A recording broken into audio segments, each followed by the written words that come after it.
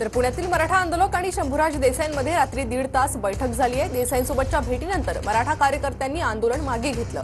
शंभूराज देसाई आणि मराठा आंदोलकांचं शिष्टमंडळ आज मुख्यमंत्र्यांशी चर्चा करणार आहे।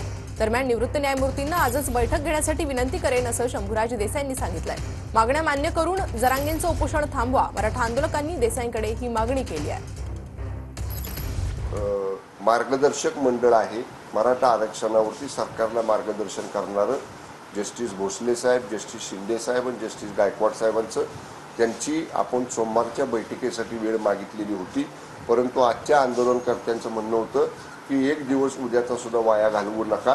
तर मी याबाबतीत त्यांना एवढं देखील सांगितलं की आता रात्री उशीर खूप झालेला आहे, मी उद्या सकाळी तिन्ही माननीय निवृत्त न्यायमूर्ती महोदयांच्या बरोबर मी स्वतः बोलतो, त्यांना विनंती करतो आणि त्यांना शक्य असेल तर सोमवारची बैठक उद्या सुद्धा घेण्याचा माझा प्रयत्न राहील। शिष्टमंडळातले काही प्रतिनिधी किंवा आंदोलनकर्त्यांचे काही प्रतिनिधी माझ्या बंगल्यावरती येऊन चर्चा करतील असं सुरुवातीला मला निरोप देण्यात आला होता।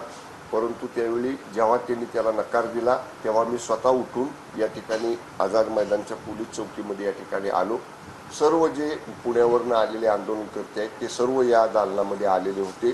त्यांच्याशी सविस्तर माझी चर्चा झाली।